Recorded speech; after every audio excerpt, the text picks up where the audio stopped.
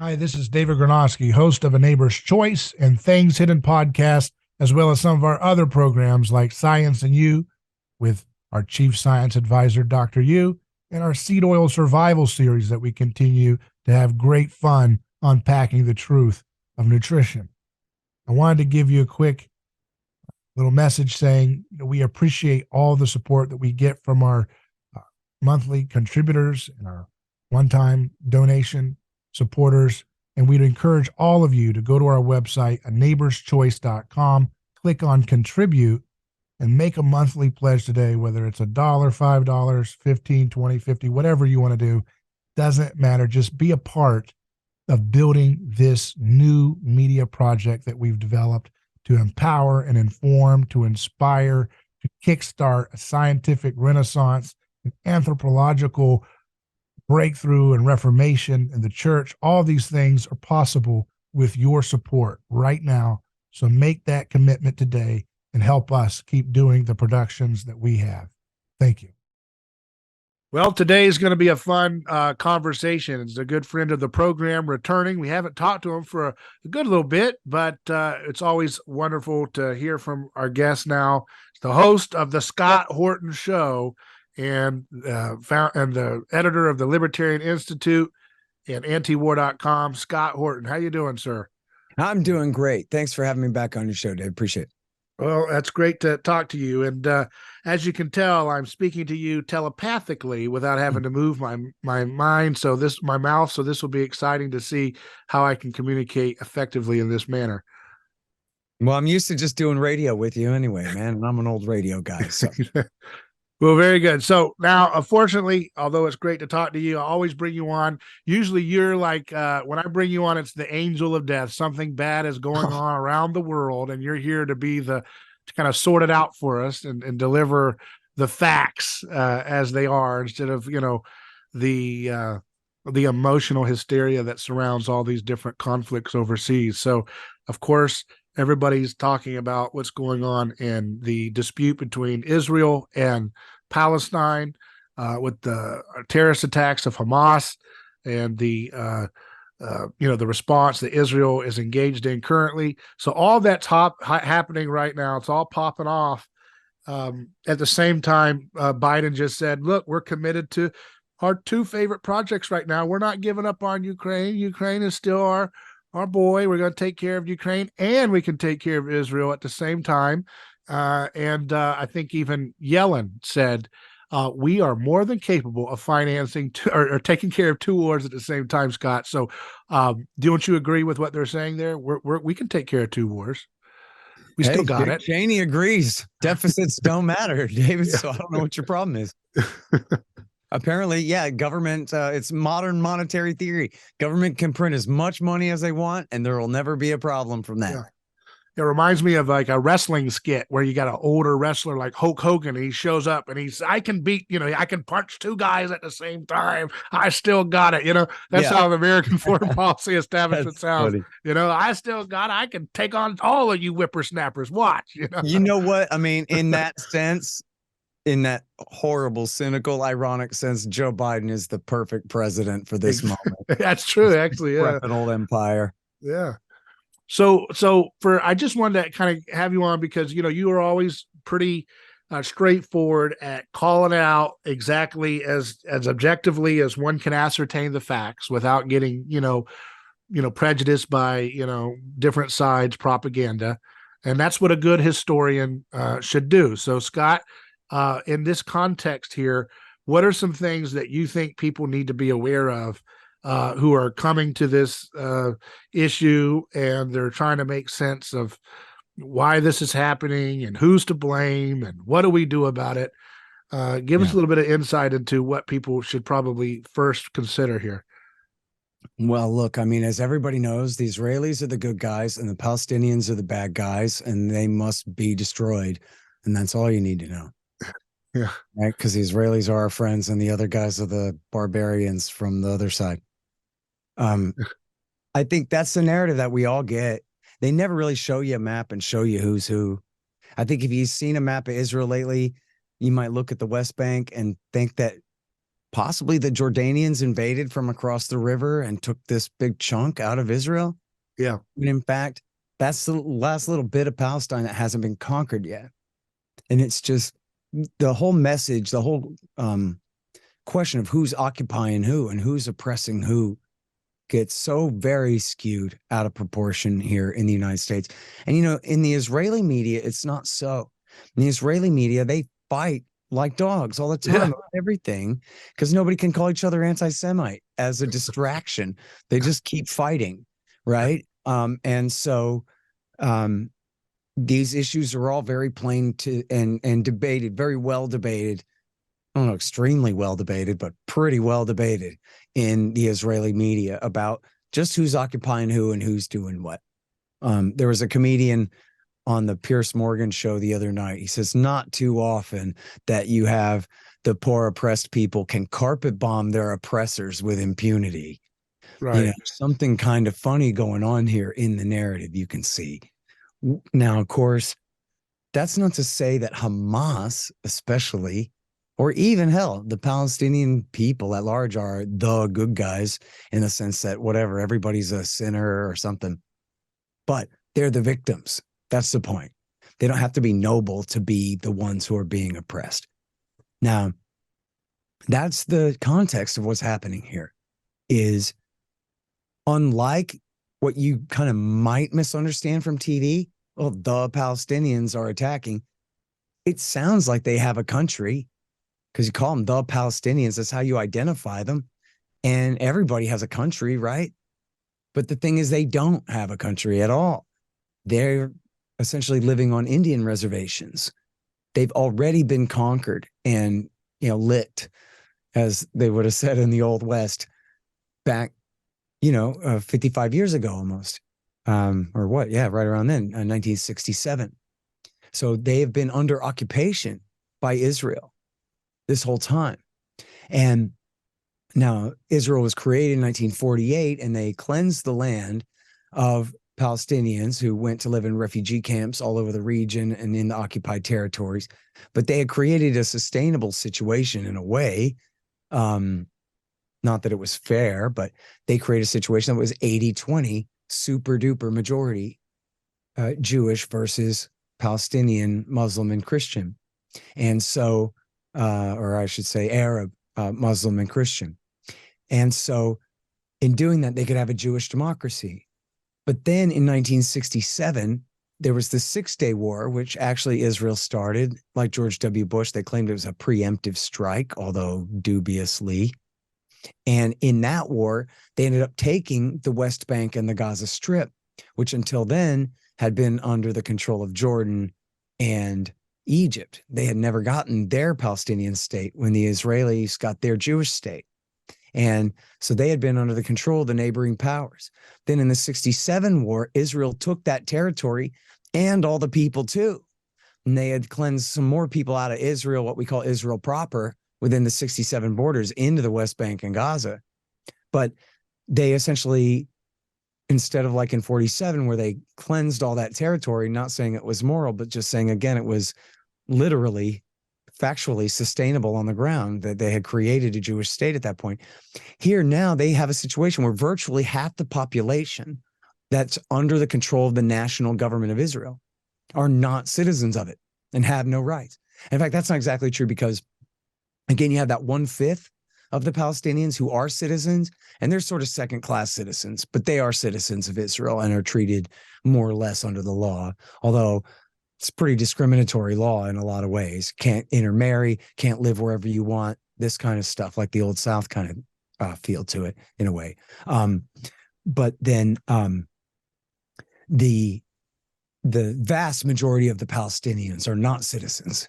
The vast majority of the Palestinians live on the reservation in the West Bank and in the Gaza Strip and in East Jerusalem, again, under Israeli control, but with no representation, no sovereignty, no civil rights or civil liberties, no protections of law, and no ability to participate in their own government. And we hear, I know it's confusing, David, because we hear about the Palestinian Authority and Hamas. I mean, they sound like governments in a way, the way they're portrayed, but You don't really call them the government of Palestine, do you? It's the Palestinian Authority. That's kind of a weird name for a government, right? Because it's not one, because they don't have a state. They're still under Israeli occupation and control. And that's why, even though sometimes it sounds like a conflict between two nations, Israel versus Palestine, or Palestine versus Israel, if you like, that actually that's really not right. It's a fight between essentially a colonial occupying power and the natives that they haven't figured out the solution to what to do with. Now, that brings us to, and I guess I should have said this first because I probably made your audience all angry at me. Although, don't I sound like a really nice guy? But I mean, there's no question about this. I'm not like pandering or disclaiming. This is a scientific fact. Hamas is a terrorist group, and they kill innocent people. In the past, they did suicide attacks and stuff, although it's been quite a long time since they've done that. Why'd they stop that? Was it doing good? Well, and yeah, that's right. I mean, I think they had achieved what they wanted with it. And I think now probably they figure they don't have to resort to that. So they have figured out better tactics. I think they would be willing to do that if they had to. I guess that's a hard thing to get continual volunteers for. Okay, you ready to, is there anything else we could do besides that tactic we did last time, Uncle? I mean, look, a lot of those guys that did what they did a couple of weeks ago, they knew they were going on a suicide mission, which is, they thought the price was worth it. So let's talk about this. Okay, look, again, I as you can see, I have explained to you the Palestinian civilians side of the story, not the Palestinian Authority or the certainly not their armed Islamist militias side of the story, but just the Palestinian people and the position that they're stuck in here. Well, part of that position that they're stuck in is they're ruled in the Gaza Strip by this horrible terrorist militia. And they're not quite bin Ladenites, but they're pretty bad. And, in fact, the bin Ladenites hate them and call them cowards and sellouts because they have participated in holding democratic elections and negotiating with the West and this kind of thing. So they are a clique to the left of Al-Qaeda, if you want to call it that. But, they are murderers and they're perfectly happy. The commanders are perfectly happy to order their men to kill innocent non-combatant civilians. And their fighters apparently are more than happy to comply with those orders to absolutely slaughter hundreds of people in this thing. It's a real nightmare scene of what they did at the rave and at these kibbutzes and the different, some of the different towns, the villages that they had seized, families that they killed in their homes, people that they killed just driving by unsuspectingly that were machine gun in their car at the red light or whatever, this kind of thing. It's absolutely horrible what they did. Absolutely horrible atrocity against, again, innocent men, women, and children. But the thing is about it, so like you can just say, okay, well, I'm angry, drop a big bomb on them, and now like have a beer and we're done. Or like we can stop and try to red team this out a little bit, figure out what is going on here and what's the purpose of it, right? You could just jump to a conclusion and say, well, they're devils, they're barbarians, or they're Muslims and Muhammad made him do it. Radical Islam. Once you believe in Islam hard enough, it turns you into a terrorist, right? Right. Or hey, these guys are locked in a prison camp. And this armed militia of sort of pseudo bin Ladenite Islamist murderers have seized a monopoly on force as trustees inside an Israeli prison, right? A sub-monopoly on force under the real monopoly, which is still the Israeli state that has the whole strip under siege. And so what happened here is not akin, as people I'm sure are used to hearing Ben Shapiro and people who parrot this same propaganda, compare this to an attack by Mexico on the United States. What would we do, Shapiro says, if Mexico or the Mexicans were firing these rockets at us over the Rio Grande, right? And I'm a Texan, by the way. But you see what's false in there is he's severely implying, and you are meant to infer, that Hamas is a national government, right? Mexico has a national government and they have a military. Now, a fight between their military and our military wouldn't be a very fair fight, but at least they have a national government, right? That's not the same thing as if, imagine Uncle Sam went full Waco on an Indian reservation out west. Maybe some Indians got angry because Hillary Clinton sold some uranium out from under them and they all got cancer and they go commit an atrocity. I don't mean to accuse people of this. It's just an analogy, man. Please don't take me out of context, y'all. I like Indians. I'm just saying, for metaphor's sake here, people. Some Indians left the res, butchered a bunch of Anglos in town out there in Arizona somewhere. You would, want to know why they did it, other than just, oh, I guess the cloud god, the bear god must have told them to. And they, you would say, what were they motivated by? Not as an excuse. They'd still be murderers and terrorists and felons and criminals and get the death penalty. No question about that. Everybody knows that, right? Out in Arizona, you'd be done. That ain't the question. You still want to know why they did it, right? And you also would understand that, well, wait a minute. The USA national government and its, frankly, financial and fire power that it has to bring to bear outmatches the Indians on the reservation who have no military power whatsoever. They have a local sheriff's department armed with like 38s and maybe an AR, right? They have no military at all. They've been beat. They've been licked already.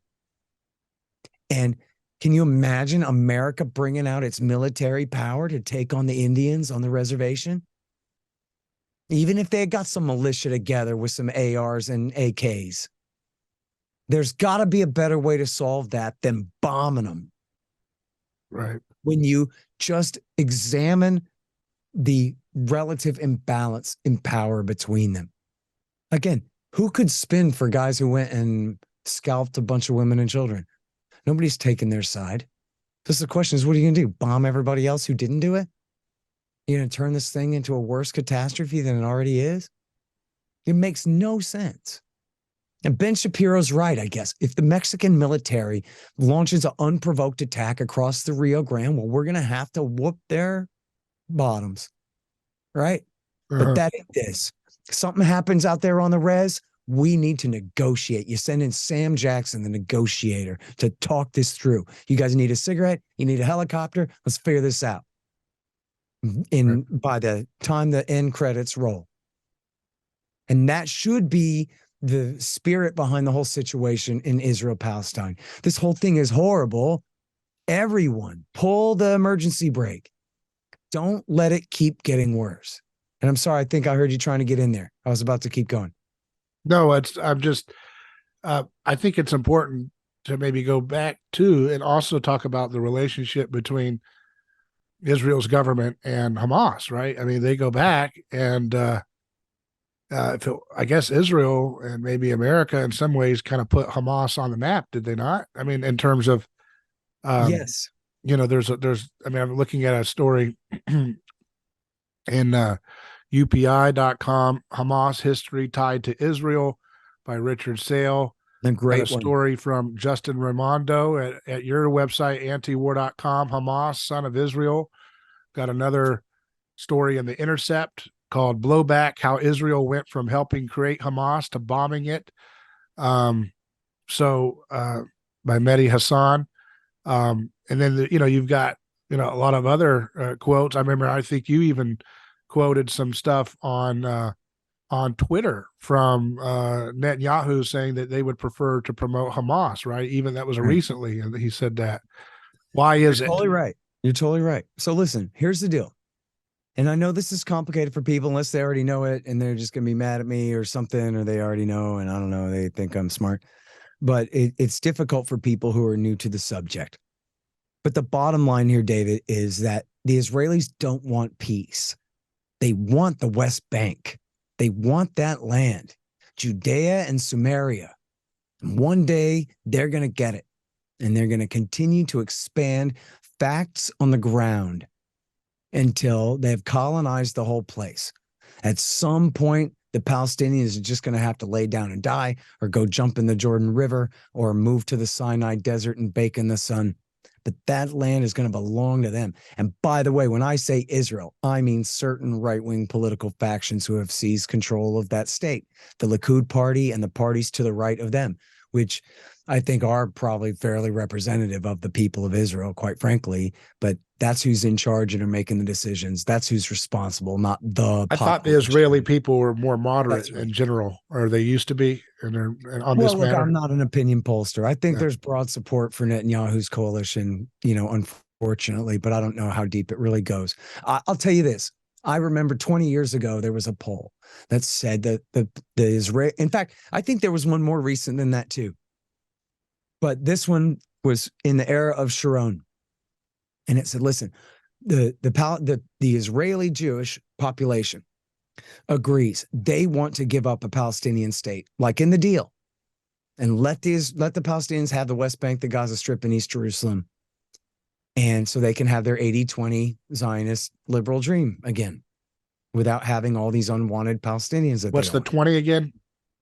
The 20 is the population of Palestinian Arabs who are Christians and Muslims, but are citizens of Israel. They want, that's their goal, to keep it that way, or they want to go keep beyond it that right. So, okay. So again, I'm so sorry. I hope I'm not confusing things here, but there are certain liberal Zionists who don't have a biblical mandate to seize the West Bank, who would much prefer to just let the West Bank go and the Palestinians with it being the major point. They like having that 80-20 super duper majority Jewish democracy. And in that way, they can be a Jewish state and a democracy, and they always win. The Palestinian Arabs and Christians are never really in charge because they only are ever 1/5. But see, when they took all that land, they took all the in 1967, they took all the Palestinians too. So now if they all had the equal right to vote, it would be like 50-50 in the country. So they can't have a one-state solution. So they don't want it. So a lot of liberal Zionists in Israel and America would just as soon let the Palestinians go. Whereas these right-wing groups would rather keep that land, even if they have to keep the Palestinians, because what the hell, they're not going to give them equal rights. They're just going to keep oppressing them anyway, and someday figure it out. Someday we'll build a railroad to Jordan, I don't know, across the Jordan River and get rid of them in a big transfer. I don't know what the plan is. But it's to continue to create facts on the ground until, as we saw just a couple of years ago, Netanyahu was on the very eve of officially annexing the West Bank before the American State Department under Donald Trump made him stop, and he backed down from that because that kind of ruins the game. They like to still pretend that one day there's going to be a Palestinian state. And if you outright annex the place, now we're not pretending anymore. So the Israelis, they want that land, not peace. So if they're to have peace, what that means is that they live up to the deal that they promised back in 79 and again in 93, that they'd give up the Palestinian state on the West Bank and the Gaza Strip, the occupied territories. They'd withdraw and let them have it. But they don't want to do that. And so one of their strategies to avoid having to do that is to divide the Palestinians, who are already geographically divided between the West Bank and the Gaza Strip.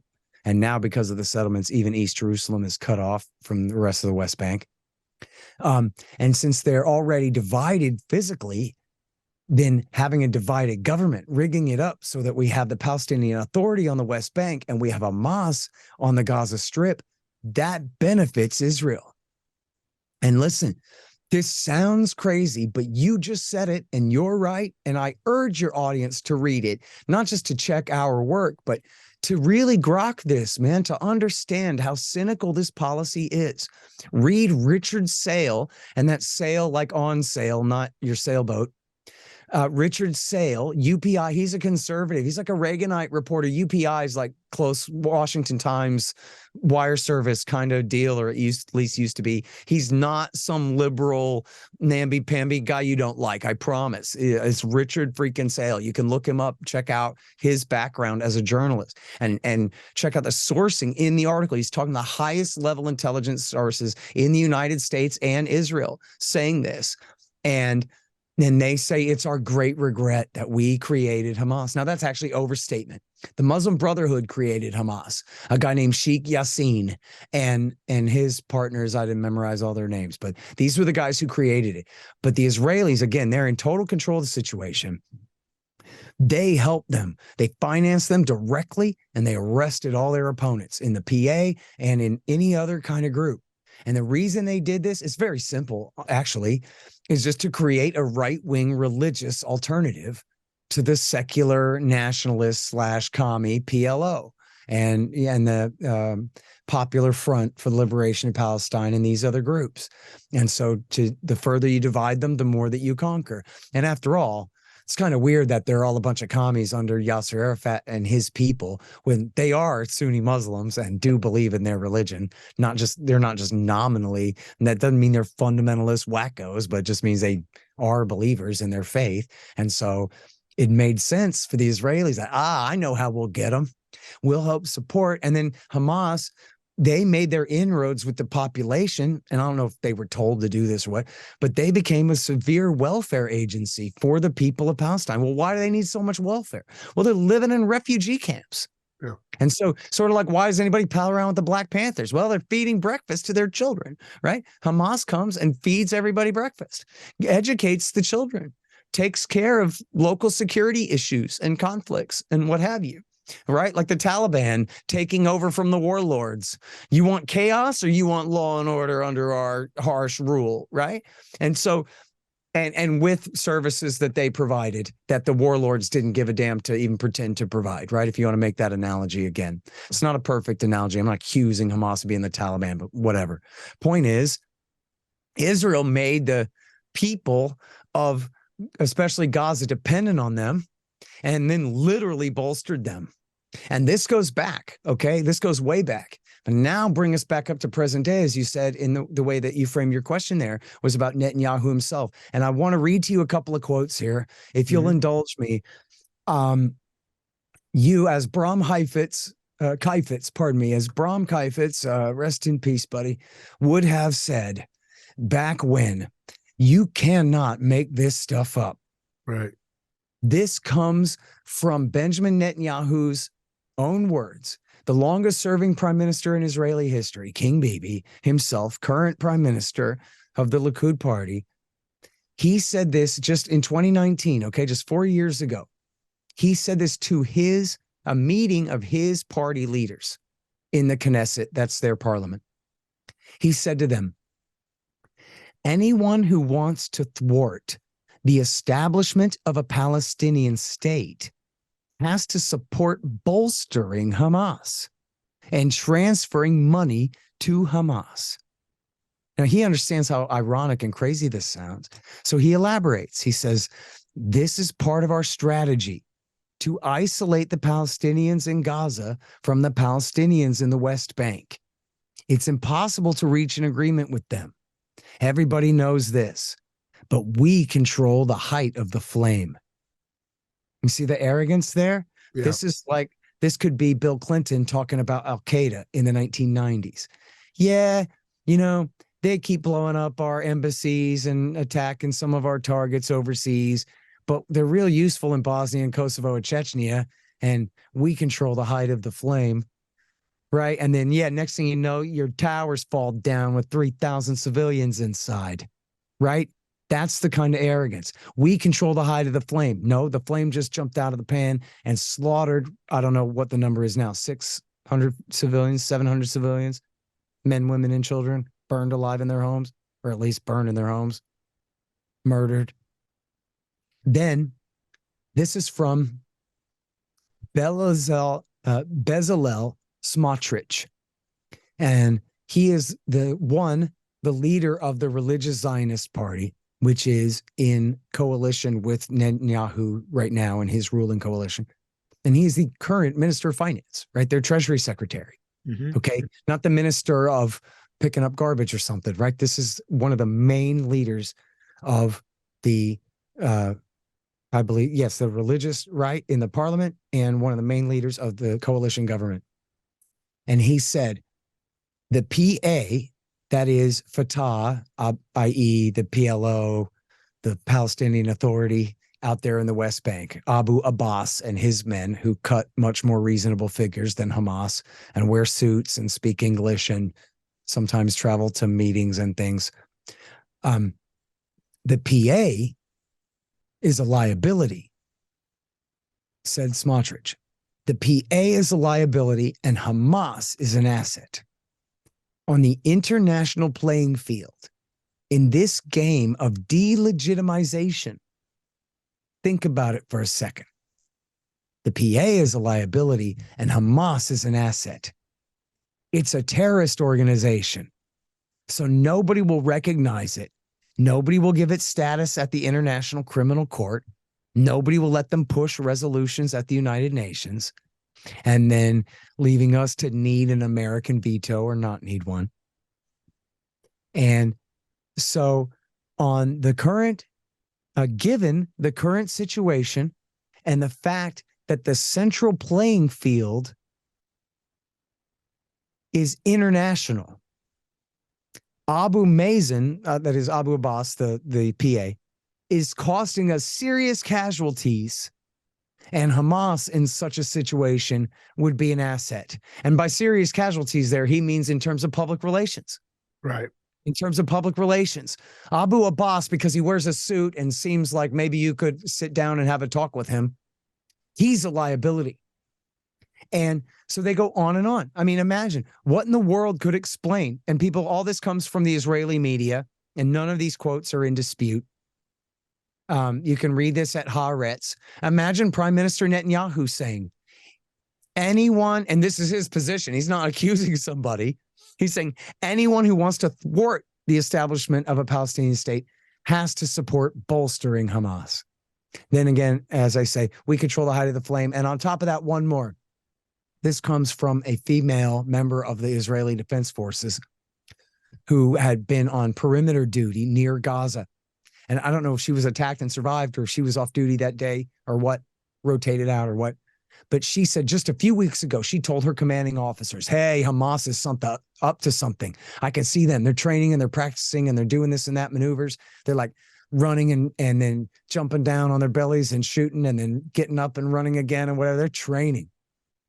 And her bosses told her, quote, Hamas is just a bunch of punks.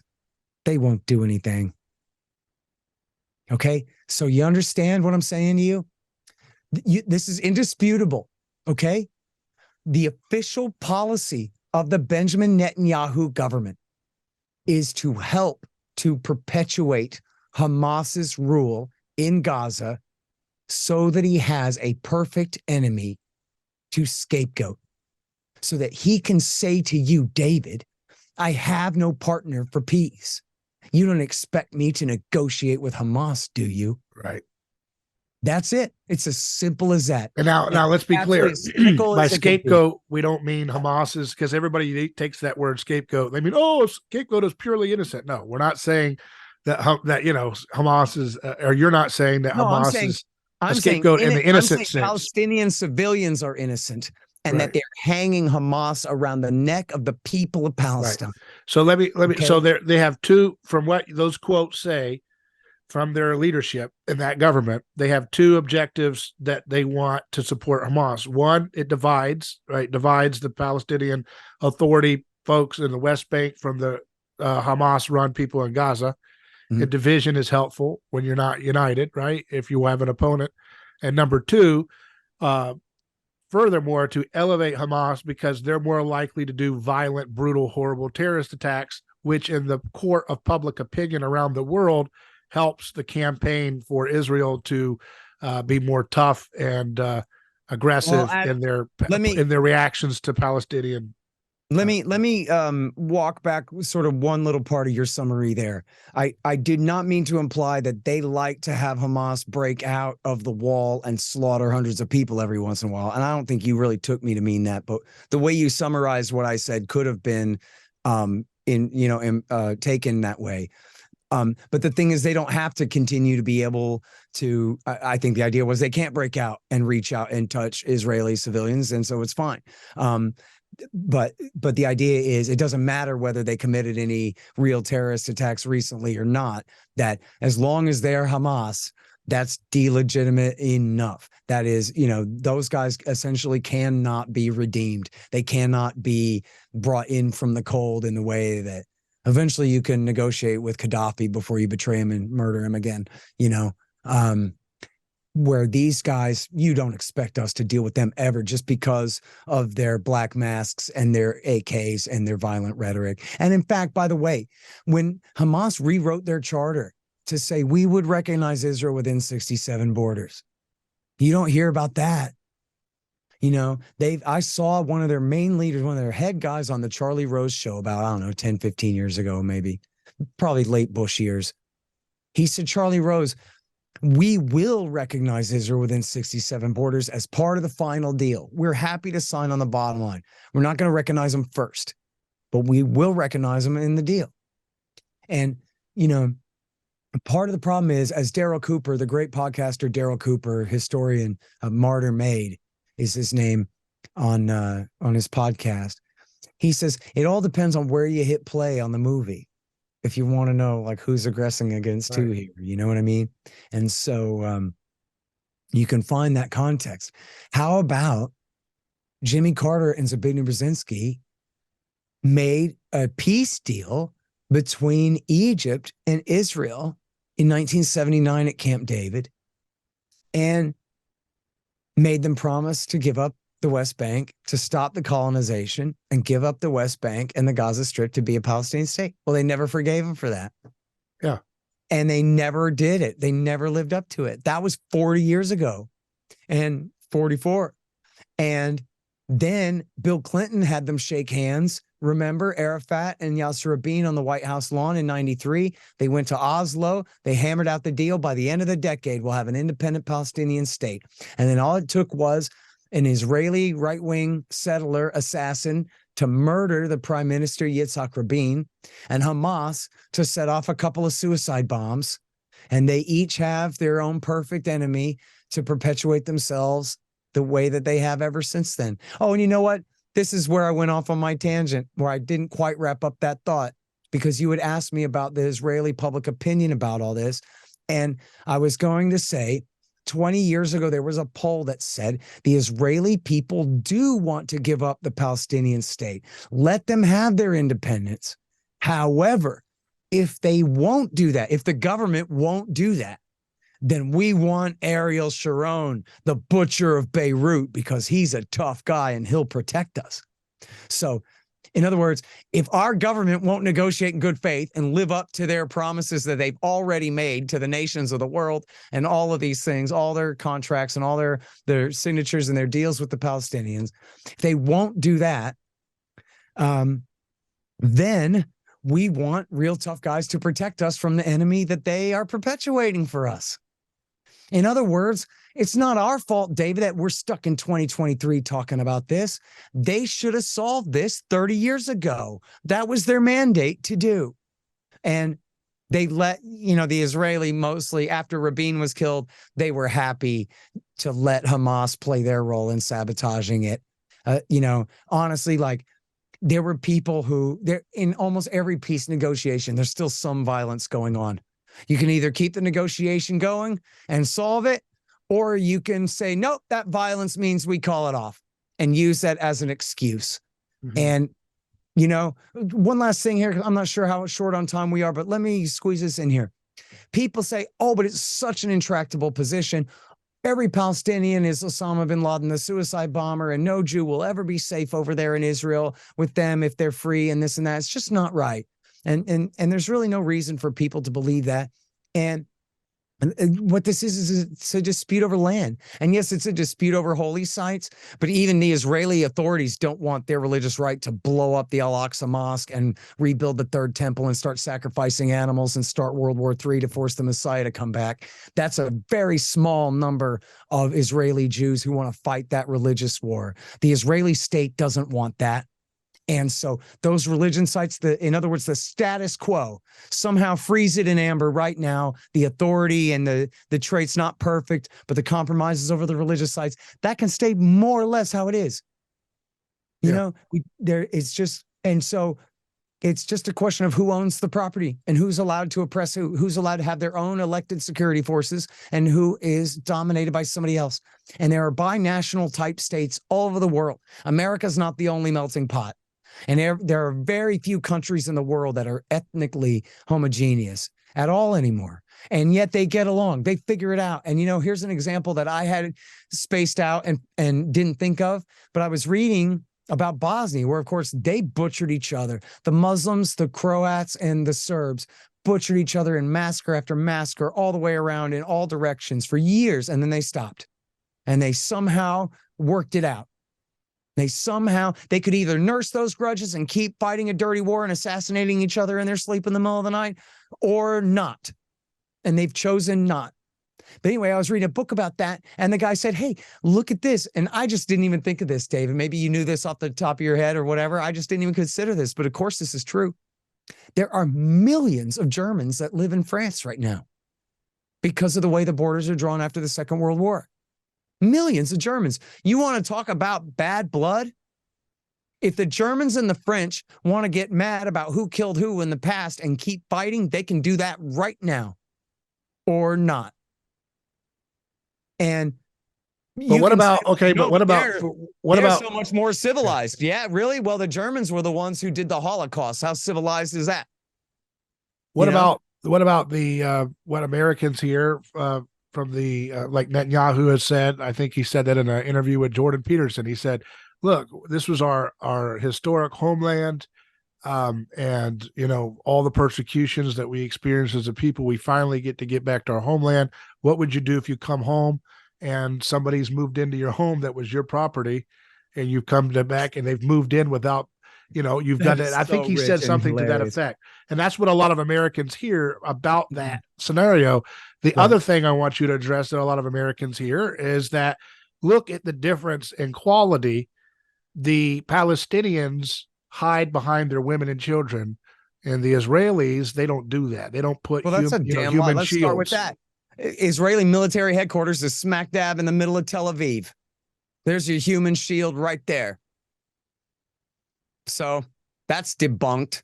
Now you want to talk about, I love the projection and the hilarity of Netanyahu talking about people moving into other people's homes, when that is quite literally what the Israelis do. And as they put it, the Judaization of East Jerusalem, as they evict these people from their homes and move their people in instead, and all this. And then he tries to take that, twist it upside down, and then put it on the macro and say, oh no, while the Jews, never mind which ones specifically, had left the house for the afternoon, a bunch of Arabs came and settled their territory.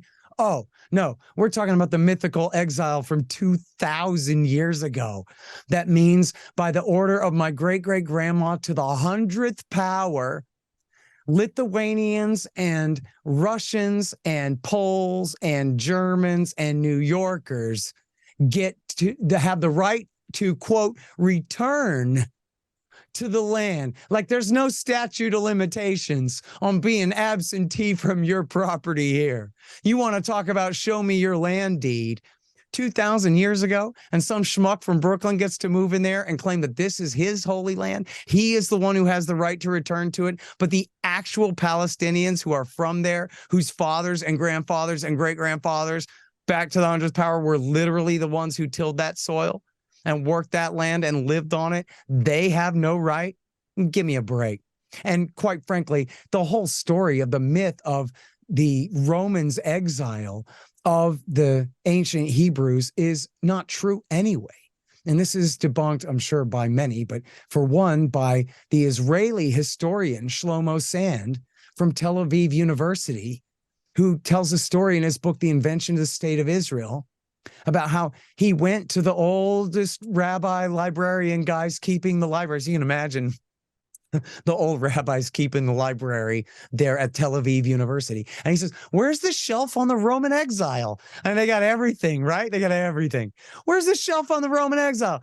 Yeah, we don't have one of those because that sort of, never really happened. In other words, if you really believe in that mythology, well, the Palestinians are the descendants of the ancient Hebrews. They just changed to Islam. They weren't eradicated by the Arabs and replaced. They just adopted Islam so they didn't have to pay their taxes, which is why everybody converts their religion, right? That was why the Bosnian Muslims, who are no different than Serbs or Croats ethnically in any way, The reason they're Muslims is because they were dominated by the Turks. And so by converting to Islam, they got less grief from the new overlords. Same thing, right? But they're still the sons of that same territory. They're not aliens from some other place. That's their land. And just think of how insane it is if you applied this logic to any other group of people in the world. The Italians of New York and New Jersey had the right to go back to Sicily and southern Italy and ethnically cleanse the place, butcher people, massacre them, and drive them off of their land to create the new state of Sicily and the new state of southern Italy. Because, hey, my ancestors were from here, so I get to push you off of it. Imagine the Germans claiming that all of East Prussia in Poland belongs to them. And for that matter, maybe parts of Russia and all around Belarus and whatever. Who knows exactly where the ancient Teuton race really originated, or the ancient Huns. Maybe the Germans have the right to conquer all that territory right now because they claim that, well, that's where their ancestors are from. That's stupid. It's completely stupid. And everybody knows it's completely stupid, right? Now, if you want to make instead of some ridiculous claim like that, if you want to say, well, listen, after the Holocaust and the absolute catastrophe of World War II, the poor European Jews had to go somewhere, right? But why do they get to create an exclusivist ethnic state at the expense of the people who already live there? I mean, mass immigration is a hell of a thing, and the locals could have had to live with it. But the first thing they do is create their own state, a Jewish state, where you can't live here. And then they cleansed 750,000 people off of their land. I mean, I'm from Austin, Texas, which that's inside the city limits. That's probably 750,000 people. The idea of driving that many people violently off of their land and then refusing to ever let them come home. That's the Nakba you're talking about, right? That's the Nakba. That's the foundation of the state of Israel. And then they just lie and go, well, it was a land without people for a people without land. Well, that's not true. Isn't that what Mark Twain found when Mark Twain visited that place in the Holy Land? He said there was hardly anybody there. He said, as a miserable place, nobody was there.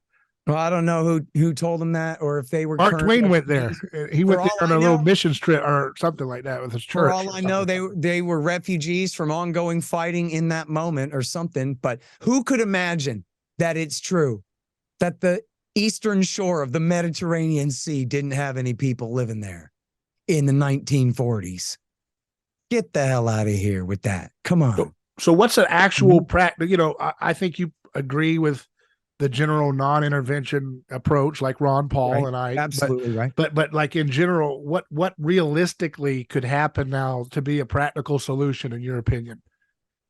Well, okay, there's a couple different things. I mean, if I'm the president or his national security advisor, we just stop and we call a full halt, and we say sorry to everyone involved. Well, no government officials or armed groups of men, but all civilians involved on all sides.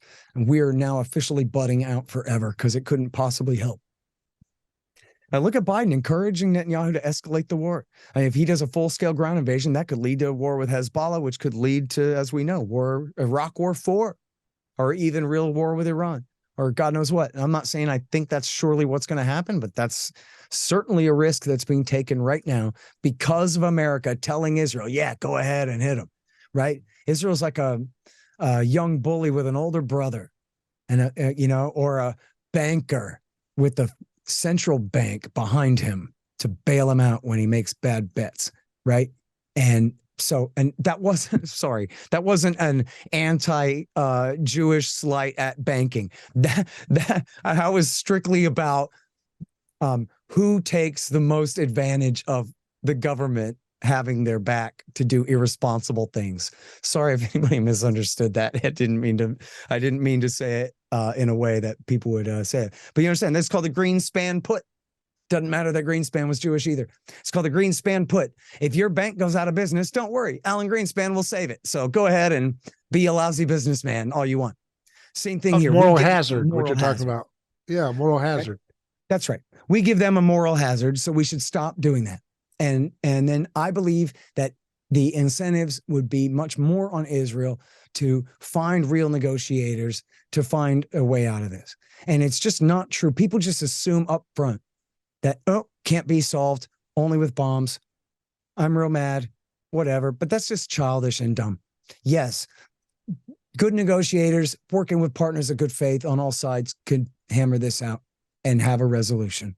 And I think America's permanent war guarantee and economic guarantee to Israel really is probably the worst thing, putting the thumb of the 800-pound gorilla on the scale, to mix two metaphors, to prevent that from happening. You know, there's a really great guy you should talk to. You should read his book. It's called Obstacle to Peace. And it's a thick read, man. It's a chore, but it's really fantastic. And I forgot what I was going to say, so I'll just say Hammond is great, and he's going to be debating this. What's his name? On Wood Show. Jeremy R. Hammond. Okay. The book is Obstacle to Peace. And I'm so sorry I lost my train of thought what I was about to say about that great book. But I'm sorry, Dave, forgive me. He makes so many great points in there, and I can't remember which one it was going to be that I was going to piggyback off of there. On the we were talking about whether it's solvable or not. I think he shows that how America has helped to sabotage the negotiation. When time and time again, when the Israelis want to negotiate, the Americans stop them from doing it. And they build in all these perverse incentives. One notable time I can remember is, and this is in his book, is they were talking with Assad, and they wanted to make like real talks with Assad. They wanted to make peace with Syria, and they were even contemplating giving the Golan Heights back. And Condoleezza Rice swooped in and stopped them from doing it. Why? I don't know.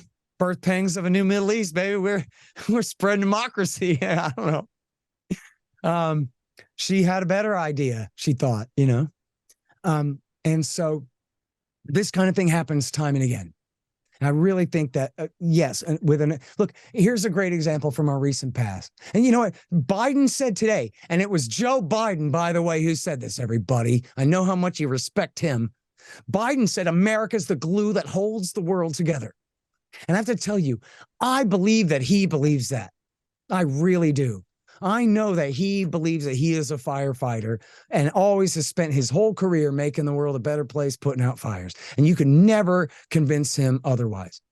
And even though his role, like say in Bosnia, was making it worse, Kosovo making it worse, Iraq mongering that war along with the worst of them, Ukraine, et cetera. Let's not forget Ukraine, right? Yeah. But I'm sorry. Let's not forget Ukraine. Oh, let's not forget Ukraine, right? Look at what a great job we're doing for those people. But the thing is, look at where he backed off a little bit. He didn't even really back off, David, right? He just sort of diverted his gaze to Europe from the Middle East for a minute. And what happened? China swooped in and took over the place. No, they swooped in and they made a peace deal between Tehran and Riyadh, between Iran and Saudi Arabia. Everybody goes, oh, no, they've been fighting for thousands of years. They've been fighting since 2003, since George Bush started the Civil War. He took the Shiite side because he's an idiot, listening to the pro-Israel neocons who thought this was going to benefit them. Took the Shiite side in the Civil War and turned the whole place against his allies, the Saudis. And he turned the whole place into a massive catastrophe. And all this bad blood, talking about people getting along. Look at the number of people, and it was sort of a proxy war. There's, heavy and horrible fighting between the Sunnis and Shia in the last 20 years because of George Bush and because of Barack Obama, and a little bit because of Trump, and a lot because of Biden all along as a senator and vice president, by the way, but especially because of Bush and Obama. I mean, talk about beheadings and suicide bombings and the absolute most undescribable atrocities in Iraq War II and in Iraq War III. That is the ISIS war. And they're working it out somehow. Of course, it's the people in charge working it out first, but the people don't want to fight. It's the people in charge who always want to fight first anyway. The regular humans would rather, in almost all cases, figure out how to move into the future and get along and live. So with a good negotiator who actually means well, unlike our government. What would it probably end up in? Like a 2-state thing or a 1-state thing or what? What would it? Well, look, okay, so these are the options, right? Is you could have just equal rights for everybody in a single state, which I think there are a lot of incentives playing against that. Because the populations between Palestinians and Israelis is about equal. Is that right? Yeah. Numbers? Well, yeah. Oh, in terms of the numbers, yeah. Yeah. I mean, here's part of it, right? Is as a libertarian, I'd look at it like, well, if they had an extremely limited government, then it wouldn't matter if it was staffed by Jews or Muslims or Christians, right? Because their only job would be to be the night watchman and keep Lebanon from invading or whatever, right? And so, but that's sort of the libertarian dream, right? In fact, both sides would be totally afraid of the other side being the dominant majority in there. So you could see how that would be a real problem. But look, so we have the other solution would be a 2-state solution, but that you got to kind of admit now that ship has sailed. Because there's so many settlers in the West Bank. So many settlers. And Netanyahu almost officially annexed the West Bank a couple years ago over it. How many, what's the total? Do you know what the Israeli population is in the West Bank now? I believe it's 500,000. And they did that to sabotage a 2-state solution. Right. They did that to sabotage the solution and just because they want to colonize it and establish facts on the ground. And then it said, I don't know if this is really true, that if the Israeli army came to get them out of there, that it would break in two and a civil war would break out, that they would not obey those orders, and many of them would not, and it would come to a real fight, or at least the settlers who are armed would fight the IDF, and they would have to fight settler militias and crazy stuff, and they don't want to do that. So in other words, it's just too late for them to go that far to undo what has already happened. And that's why, by the way, for people who are really interested in this and want to know more about this, I really urge you to read these things too. It's one thing to know they exist and it's important, but you should really read them. It's B'Tselem, Human Rights Watch, and Amnesty International, all three in 2021, 2 years ago, put out reports saying this is apartheid. That's B'Tselem, that's an Israeli group. And then, of course, we all know Amnesty and Human Rights Watch. And sometimes they're just the sock puppets of the State Department starting a war, but sometimes not. And I think it's really valuable journalism, frankly, in all three of those. And where they're saying essentially, look, the illusion that there's ever going to be an independent state is now canceled. So now where are we? Well, now we got an actual literal apartheid state. And so now we need equal rights for everyone. And then, I guess they go through some various proposals in there. I'm not sure how far they go into proposals in those actually, now that I think about it. But, one idea is some kind of binational state, right? Where it's like the French in Quebec or the English in Northern Ireland, or we have this trinational state, sort of binational, sort of trinational state in Bosnia-Herzegovina now. That would still function with all the settlers in the West Bank area? Yeah. I mean, it's already, they have their own Jewish only roads that Palestinians can't get on or whatever. That's already the status quo. So you could have a situation where you have local Palestinian police forces, no military power, but local police forces and then Israeli forces leave them alone. Right. And do not occupy them and send their soldiers out to get them and all of that. And then, but they're allowed to have the real aspects of a state or of a free and prosperous society within that binational state. And rather than being like Area A under occupation and under this authority now, it's been said, Gaza is a maximum security open air prison and the West Bank a minimum security open air prison. But it ain't freedom. It's not independence, and it ain't citizenship within any kind of binational state. Switzerland, I don't know how much fighting they all ever did, but they don't fight because they're divided in four, right? So there's nothing to fight about. Because if you want to live like the Italians, just go live in the Italian quarter, man. And you guys have your rules and leave the French and the Germans alone. And well, isn't that what from the Israeli perspective, isn't that close to what they have now? They've got the West Bank does their thing and the Gaza people do their thing. They just won't stop doing terrorism and stuff. That's their position, right? They basically kind of have that right now, right? Why can't they? Why is that not good enough? Why can't they just stop doing terrorism? Is the argument? Well, I mean, because they're behind gigantic prison walls, right? They have no right to travel. They have no representation. Their local elected authorities, such as they are, even if they are elected, have no right to even collect their own taxes and distribute them. I mean, they are. I mean, honestly, the best analogy for the PA was created by Israel and America. You know, the best analogy for the PA and for Hamas. These are trustees in an Israeli prison, right? These are not sovereign authorities in any real way. And so from the Israeli point of view, yeah, it looks fine to me. They're all locked on the other side of the wall. What do I care? You know, maybe it seems that, oh, there's your binational state, but over on the other side of the wall, it ain't anything like freedom or anything like the ability to participate in the regime that rules over them. So if Israelis see it that way, it's only an illusion because they can't see through all that concrete. Who's in the best position right now to be able to be a fair, neutral arbiter? Would it be China or Russia or something like that? Oh, no, I think not. No, I think it would be Jordan or Egypt or Saudi. I mean, the Saudis had their two-state solution peace plan 20 years ago. It was perfectly acceptable. Yeah. They would be willing to. So it needs to be a neighbor like Saudi Arabia. Look, you know what? Saudi wants to get along with Israel, and they have a terrible problem that the 100% of the population of their country hates Israel and cares about the Palestinians.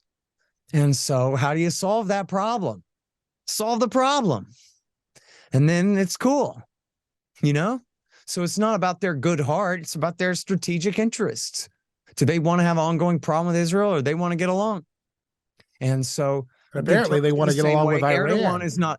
Apparently Saudi Arabia wants to get along with Iran too. Well, good. Is that legit, do you think? Or?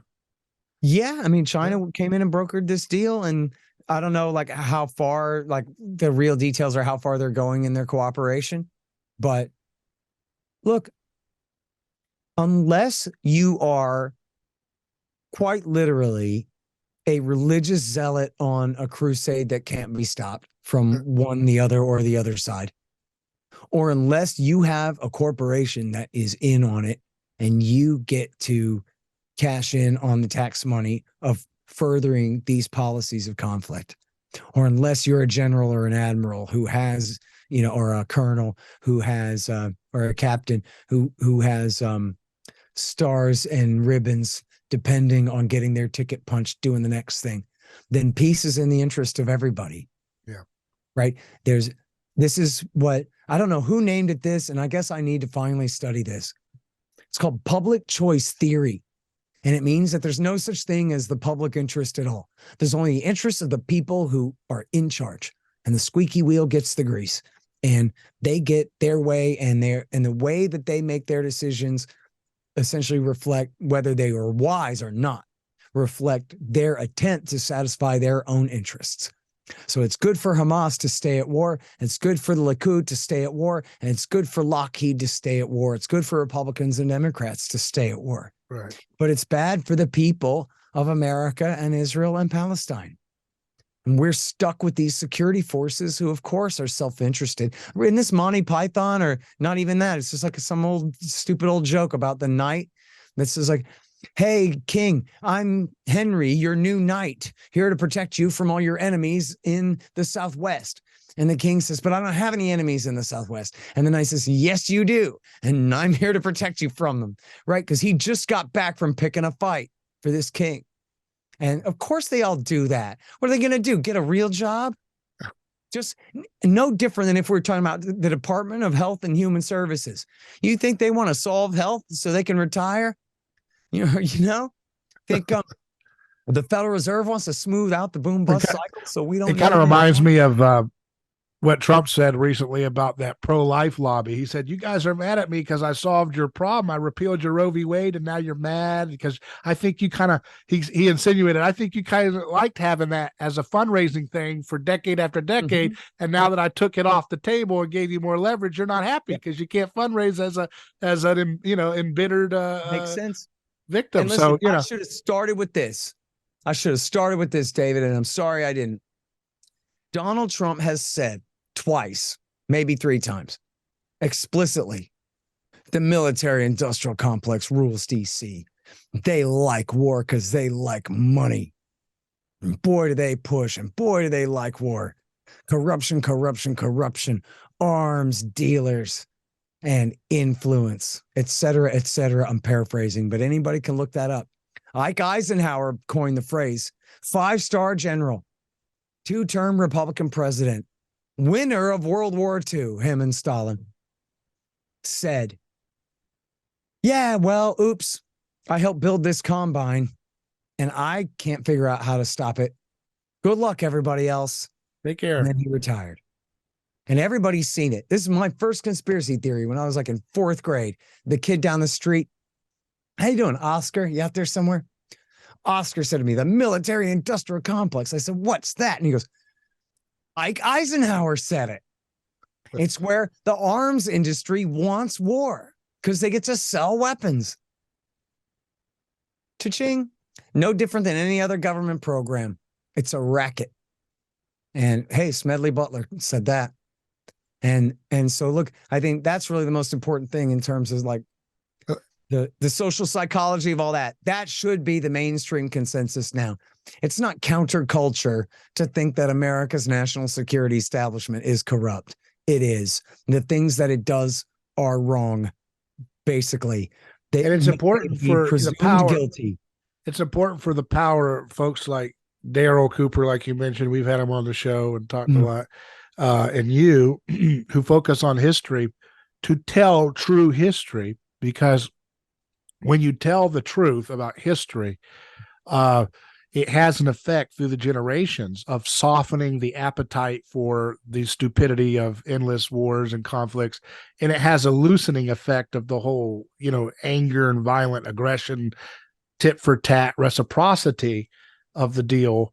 And the only thing I think that, the truth will set you free. The truth, like Daryl posted recently in a thread, that the more you take a look at the history of things, and the more his listeners who were on one side or the other take a deep look at the history, the more they have way more empathy for their other side than they did before. And so It's something about the power of telling the history, which ends up in this sense, telling the history of victims on both sides, that allows you to be able to empathetically get out of the whole vortex of hate and violent aggression. And also, as you said, that's the only solution to the propaganda that keeps us here, is the truth. And you also said before about just when you introduced me as just being nonpartisan, right? Like I'm just some skateboarder from Texas. I'm not part of this. In fact, if I have a dog in it at all, it's that actually a relative of mine was killed by Hamas, a member of my extended family. Sorry to hear that. And so, but, for the most part, otherwise I'm, in the, I guess, very literal sense of the term, a disinterested observer of this. Yeah. I'm very interested in it, but I don't have a permanent vendetta against anybody here. I don't have prejudice against any kind of people other than government employees. I'm really here because of the Waco massacre. Okay. And you can't change me from who I was when I was 16. Then that's what I'm mad about. I'm mad about armed groups of men claiming to be security forces committing atrocities. And so I don't care if they're Israeli or Palestinian or the FBI or whoever it is, right? That's what I'm, trying to raise awareness of the mostly the dishonesty behind the narratives that support the violence that these men commit, right? That's what this comes down to. And none of it's about me, other than I really resent having to pay my taxes. But otherwise, It's not a matter of taking the side of one friend or another. It's just simply a matter of taking a side of all civilians against their armed security forces, and especially in this case where everybody's just guilty as sin when it comes to the nation state and the armed terrorist militia in question here. Well, Scott, I really appreciate our time and the thoughts that you shared with us today. So again, your work is much appreciated in understanding the context where this all started from and what's happening next here, most likely. Scott, I want folks to check out your show, The Scott Horton Show, and antiwar.com. Anything else you'd like to leave us with? Yeah, I'm the director of the Libertarian Institute, and we've got a bunch of great articles and podcasts there for all your libertarian reading and listening needs. And especially we publish books, and that's 10 so far, and fixing to be 14. And we have, or 13, sorry, and including the absolutely great and heroic Jim Bovard and Tom Woods. Our two biggest big shots at the Institute. We're publishing their books, Last Rites, The Death of American Liberty, and Diary of a Psychosis, How Public Health Failed Us During COVID Mania, by Bovard and Woods. So we're really proud of that. That's all going on at the Libertarian Institute. And then, read my book, Enough Already. That's my life's work, really. The history of the terror wars from Jimmy Carter through Donald Trump. And I think it's been remarked that it's helped people understand the situation over there. So I hope it'll be helpful for people. Thank you. Thank you again. I appreciate it. Absolutely. Thank you, David. And for those who want to stay in touch with A Neighbor's Choice, email us hello@aneighborschoice.com.